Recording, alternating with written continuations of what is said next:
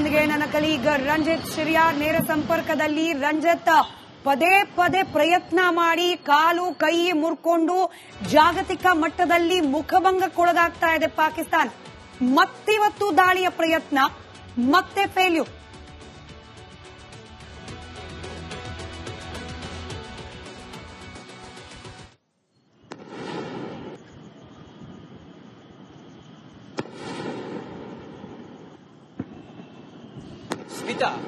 ಪಾಕಿಸ್ತಾನ ಈ ರೀತಿಯ ವಿಫಲ ಪ್ರಯತ್ನದ ಮೂಲಕ ತನಗೆ ತಾನೇ ಅಂತಿಮ ಮೊಳೆ ಹೊಡೆದುಕೊಳ್ಳುವತ್ತ ಹೊರಟಿದೆ. ಮರಣ ಶಾಸನವಾಗಿ ಪಾಕಿಸ್ತಾನಕ್ಕೆ ಇದೆಲ್ಲವೂ ಕೂಡ ಈಗ ಎದುರಾಗಿರೋದು. ನೋಡಿ, ಪಾಕಿಸ್ತಾನದ ಮೇಲೆ ಭಾರತೀಯ ಸೇನೆ ಮಾಡಿದಂತಹ ಆ ಡ್ರೋನ್ ಅಟ್ಯಾಕ್ ಇದೆಯಲ್ಲ, ಲಾಹೋರ್ನ ಪಾಕಿಸ್ತಾನದ ವಾಯು ನೆಲೆಯನ್ನ ಧ್ವಂಸ ಮಾಡಿ ಆದ ನಂತರ, ಹಾಗೆ ರಾವಲ್ಪಿಂಡಿಯ ಸ್ಟೇಡಿಯಂ ಅನ್ನ ಧ್ವಂಸ ಮಾಡಿ ಆದ ನಂತರ ಪಾಕಿಸ್ತಾನ ದಾಳಿ ಮಾಡುತ್ತೆ ಅಂತ ಹೇಳಿ ನಮ್ಗೆ ಎಕ್ಸ್ಪೆಕ್ಟ್ ಇತ್ತು. ವಿದೇಶಾಂಗ ಕಾರ್ಯದರ್ಶಿ ಸಂಪೂರ್ಣವಾಗಿ ಪಾಕಿಸ್ತಾನದ ಮುಖವಾಡವನ್ನ ಕಳಚಿ ಆದ ನಂತರ ಪಾಕಿಸ್ತಾನ ಏನು ಮಾಡಬಹುದು ಅನ್ನೋದ್ರ ಬಗ್ಗೆ ಆಲೋಚನೆಯಲ್ಲಿ ನಾವಿದ್ವಿ. ಆದ್ರೆ ಪಾಕಿಸ್ತಾನ ಮಾಡಿದ್ದು ಪಠಾಣ್ಕೋಟ್ನಲ್ಲಿ ದಾಳಿ, ಭದ್ರತಾ ಕಾಲೋನಿ ಮೇಲೆ ದಾಳಿ, ಅದ್ರ ಜೊತೆಗೆ ಪಾಕಿಸ್ತಾನ ಮಾಡಿದ್ದು ಜಮ್ಮುವಿನ ಏರ್ಪೋರ್ಟ್ ನ ಮೇಲೆ ದಾಳಿ. ಆದ್ರೆ ಭಾರತ ಎಷ್ಟು ಸನ್ನದ್ಧವಾಗಿತ್ತು ಅಂತ ಹೇಳಿದ್ರೆ, ಪಾಕಿಸ್ತಾನ ಗಡಿಯನ್ನ ದಾಟಿ ಒಂದು ಸೊಳ್ಳೆ ಬರೋದಕ್ಕೂ ಕೂಡ ಸುಮಾರು 10 ದಿನದಿಂದ ಭಾರತ ಬಿಡ್ತಾ ಇರಲಿಲ್ಲ. ಆದ್ರೆ ಭಾರತದ ಮೇಲೆ ನುಗ್ಗಿ ಬಂದಂತ ಮಿಸೈಲ್ಗಳನ್ನ ಭಾರತ ಏನು ಸುಮ್ಮನೆ ಕಣ್ಮುಚ್ಚಿ ಹಂಗೆ ಕುಳಿತುಕೊಳ್ಳುತ್ತಾ, ಹಾರ್ತಾ ಇದ್ದಂತದನ್ನ ಉಡೀಸ್ ಮಾಡಿ ಹಾಕಿದೆ. S-400 ನಮ್ಮ ಸುದರ್ಶನ ಚಕ್ರ, ಅಮೆರಿಕ ಪಾಕಿಸ್ತಾನಕ್ಕೆ ಕೊಟ್ಟಂತ F-16 ಏನು ವಿಮಾನದ ಮೂಲಕ ಇವರೇನು ಮಿಸೈಲ್ಗಳನ್ನ ಅಟ್ಯಾಕ್ ಮಾಡಿದ್ರು, ಭಾರತ ಅದನ್ನ ಉಡೀಸ್ ಮಾಡಿ ಹಾಕಿದೆ.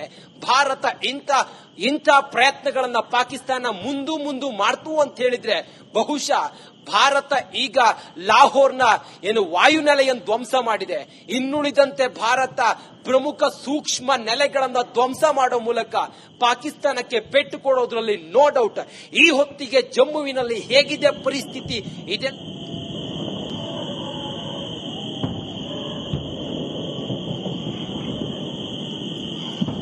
ದೃಶ್ಯಾವಳಿ ನೋಡ್ತಾ ಇದ್ದೀರಿ, ಯಾವ ತರ ಮಿಸೈಲ್ಗಳು ಬರ್ತಾ ಇದೆ, ಅದನ್ನ ಅಟ್ಯಾಕ್ ಮಾಡ್ತಾ ಇದೆ ಭಾರತ. ಮತ್ತೆ ಕಾಲಕ್ಕೆರೆದು ಜಗಳಕ್ಕೆ ಬರ್ತಾ ಇದೆ ಪಾಕಿಸ್ತಾನ. ಈ ಬಾರಿ ಮಾತ್ರ ಸರ್ವನಾಶವಾಗುವುದು ನಿಶ್ಚಿತ. ಇದೊಂದು ಭಾರತಕ್ಕೂ ಕೂಡ ಒಳ್ಳೆ ಅವಕಾಶ. ಯಾಕಂದ್ರೆ ನಾವು ಡಿಪ್ಲೊಮ್ಯಾಟಿಕ್ ಆಗಿ ಯಾವ ರೀತಿ ಕೇವಲ ಅಲ್ಲಿ ಸಂಸದ ಅಳ್ತಾ ಇದ್ದಾನೆ, ಪಾಪ ರಕ್ಷಿಸು ಅಂತೇಳಿ ಅಳ್ತಾ ಇದ್ದಾರೆ ಅಲ್ಲಿ ಸಂಸದರು.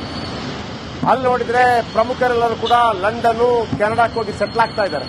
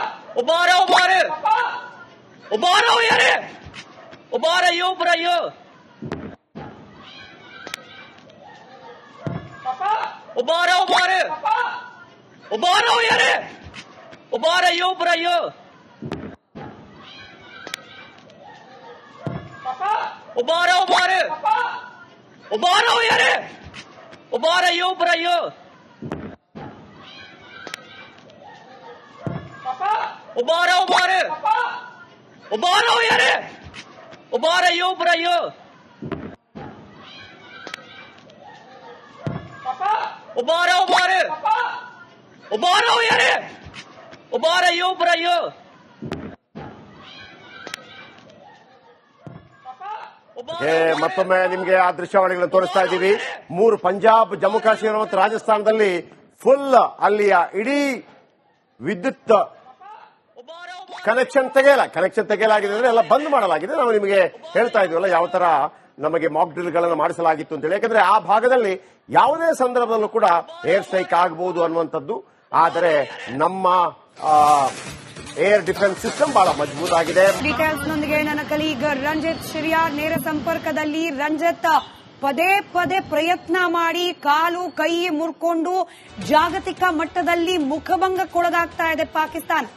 ಮತ್ತಿವತ್ತು ದಾಳಿಯ ಪ್ರಯತ್ನ, ಮತ್ತೆ ಫೇಲ್ಯೂರ್.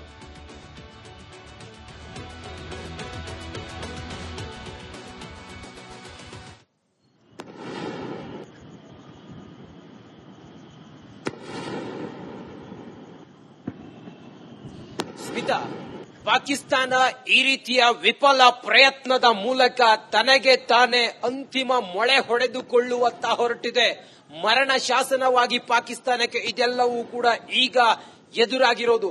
ನೋಡಿ, ಪಾಕಿಸ್ತಾನದ ಮೇಲೆ ಭಾರತೀಯ ಸೇನೆ ಮಾಡಿದಂತಹ ಆ ಡ್ರೋನ್ ಅಟ್ಯಾಕ್ ಇದೆಯಲ್ಲ, ಲಾಹೋರ್ನ ಪಾಕಿಸ್ತಾನದ ವಾಯು ನೆಲೆಯನ್ನ ಧ್ವಂಸ ಮಾಡಿ ಆದ ನಂತರ, ಹಾಗೆ ರಾವಲ್ಪಿಂಡಿಯ ಸ್ಟೇಡಿಯಂ ಅನ್ನ ಧ್ವಂಸ ಮಾಡಿ ಆದ ನಂತರ ಪಾಕಿಸ್ತಾನ ದಾಳಿ ಮಾಡುತ್ತೆ ಅಂತ ಹೇಳಿ ನಮ್ಗೆ ಎಕ್ಸ್ಪೆಕ್ಟ್ ಇತ್ತು. ವಿದೇಶಾಂಗ ಕಾರ್ಯದರ್ಶಿ ಸಂಪೂರ್ಣವಾಗಿ ಪಾಕಿಸ್ತಾನದ ಮುಖವಾಡವನ್ನ ಕಳಚಿ ಆದ ನಂತರ ಪಾಕಿಸ್ತಾನ ಏನು ಮಾಡಬಹುದು ಅನ್ನೋದ್ರ ಬಗ್ಗೆ ಆಲೋಚನೆಯಲ್ಲಿ ನಾವಿದ್ವಿ. ಆದ್ರೆ ಪಾಕಿಸ್ತಾನ ಮಾಡಿದ್ದು ಪಠಾಣ್ಕೋಟ್ನಲ್ಲಿ ದಾಳಿ, ಭದ್ರತಾ ಕಾಲೋನಿ ಮೇಲೆ ದಾಳಿ, ಅದ್ರ ಜೊತೆಗೆ ಪಾಕಿಸ್ತಾನ ಮಾಡಿದ್ದು ಜಮ್ಮುವಿನ ಏರ್ಪೋರ್ಟ್ನ ಮೇಲೆ ದಾಳಿ. ಆದ್ರೆ ಭಾರತ ಎಷ್ಟು ಸನ್ನದ್ಧವಾಗಿತ್ತು ಅಂತ ಹೇಳಿದ್ರೆ, ಪಾಕಿಸ್ತಾನ ಗಡಿಯನ್ನ ದಾಟಿ ಒಂದು ಸೊಳ್ಳೆ ಬರೋದಕ್ಕೂ ಕೂಡ ಸುಮಾರು 10 ದಿನದಿಂದ ಭಾರತ ಬಿಡ್ತಾ ಇರಲಿಲ್ಲ. ಆದ್ರೆ ಭಾರತದ ಮೇಲೆ ನುಗ್ಗಿ ಬಂದಂತ ಮಿಸೈಲ್ಗಳನ್ನ ಭಾರತ ಏನು ಸುಮ್ಮನೆ ಕಣ್ಮುಚ್ಚಿ ಹಂಗೆ ಕುಳಿತುಕೊಳ್ಳುತ್ತಾ, ಹಾರ್ತಾ ಇದ್ದಂತೆ ಅದನ್ನ ಉಡೀಸ್ ಮಾಡಿ ಹಾಕಿದೆ. S-400 ನಮ್ಮ ಸುದರ್ಶನ ಚಕ್ರ, ಅಮೆರಿಕ ಪಾಕಿಸ್ತಾನಕ್ಕೆ ಕೊಟ್ಟಂತ F-16 ಏನು ವಿಮಾನದ ಮೂಲಕ ಇವರೇನು ಮಿಸೈಲ್ಗಳನ್ನ ಅಟ್ಯಾಕ್ ಮಾಡಿದ್ರು, ಭಾರತ ಅದನ್ನ ಉಡೀಸ್ ಮಾಡಿ ಹಾಕಿದೆ. ಭಾರತ ಇಂಥ ಪ್ರಯತ್ನಗಳನ್ನ ಪಾಕಿಸ್ತಾನ ಮುಂದು ಮಾಡ್ತು ಅಂತ ಹೇಳಿದ್ರೆ ಬಹುಶಃ ಭಾರತ ಈಗ ಲಾಹೋರ್ನ ಏನು ವಾಯುನೆಲೆಯನ್ನು ಧ್ವಂಸ ಮಾಡಿದೆ. ಇನ್ನುಳಿದಂತೆ ಭಾರತ ಪ್ರಮುಖ ಸೂಕ್ಷ್ಮ ನೆಲೆಗಳನ್ನ ಧ್ವಂಸ ಮಾಡೋ ಮೂಲಕ ಪಾಕಿಸ್ತಾನಕ್ಕೆ ಪೆಟ್ಟು ಕೊಡೋದ್ರಲ್ಲಿ ನೋ ಡೌಟ್. ಈ ಹೊತ್ತಿಗೆ ಜಮ್ಮುವಿನಲ್ಲಿ ಹೇಗಿದೆ ಪರಿಸ್ಥಿತಿ ಇದೆ.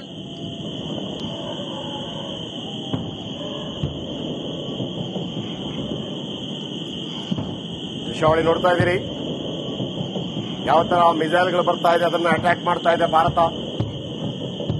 ಮತ್ತೆ ಕಾಲಕ್ಕೆರೆದು ಜಗಳಕ್ಕೆ ಬರ್ತಾ ಇದೆ ಪಾಕಿಸ್ತಾನ. ಈ ಬಾರಿ ಮಾತ್ರ ಸರ್ವನಾಶವಾಗುವುದು ನಿಶ್ಚಿತ. ಇದೊಂದು ಭಾರತಕ್ಕೂ ಕೂಡ ಒಳ್ಳೆ ಅವಕಾಶ. ಯಾಕಂದ್ರೆ ನಾವು ಡಿಪ್ಲೊಮ್ಯಾಟಿಕ್ ಆಗಿ ಯಾವ ರೀತಿ ಕೇವಲ ಅಲ್ಲಿ ಸಂಸದ ಅಳ್ತಾ ಇದ್ದಾನೆ, ಪಾಪ ರಕ್ಷಿಸು ಅಂತೇಳಿ ಅಳ್ತಾ ಇದ್ದಾರೆ ಅಲ್ಲಿ ಸಂಸದರು. ಅಲ್ಲಿ ನೋಡಿದ್ರೆ ಪ್ರಮುಖರೆಲ್ಲರೂ ಕೂಡ ಲಂಡನ್, ಕೆನಡಾಕ್ಕೆ ಹೋಗಿ ಸೆಟ್ಲ್ ಆಗ್ತಾ ಇದ್ದಾರೆ.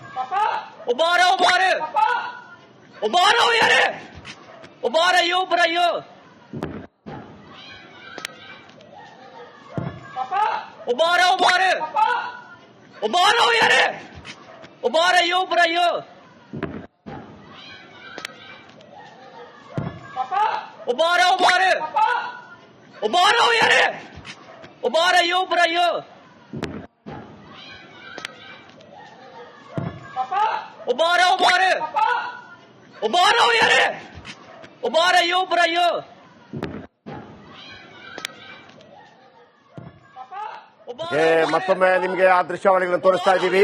3 ಪಂಜಾಬ್, ಜಮ್ಮು ಕಾಶ್ಮೀರ ಮತ್ತು ರಾಜಸ್ಥಾನದಲ್ಲಿ ಫುಲ್ ಅಲ್ಲಿಯ ಇಡೀ ವಿದ್ಯುತ್ ಕನೆಕ್ಷನ್ ತೆಗೆಯಲಾಗಿದೆ ಅಂದ್ರೆ ಎಲ್ಲ ಬಂದ್ ಮಾಡಲಾಗಿದೆ. ನಾವು ನಿಮಗೆ ಹೇಳ್ತಾ ಇದೀವಲ್ಲ ಯಾವ ತರ ನಮಗೆ ಮಾಕ್ ಡ್ರಿಲ್ಗಳನ್ನು ಮಾಡಿಸಲಾಗಿತ್ತು ಅಂತೇಳಿ. ಯಾಕಂದ್ರೆ ಆ ಭಾಗದಲ್ಲಿ ಯಾವುದೇ ಸಂದರ್ಭದಲ್ಲೂ ಕೂಡ ಏರ್ ಸ್ಟ್ರೈಕ್ ಆಗಬಹುದು ಅನ್ನುವಂಥದ್ದು.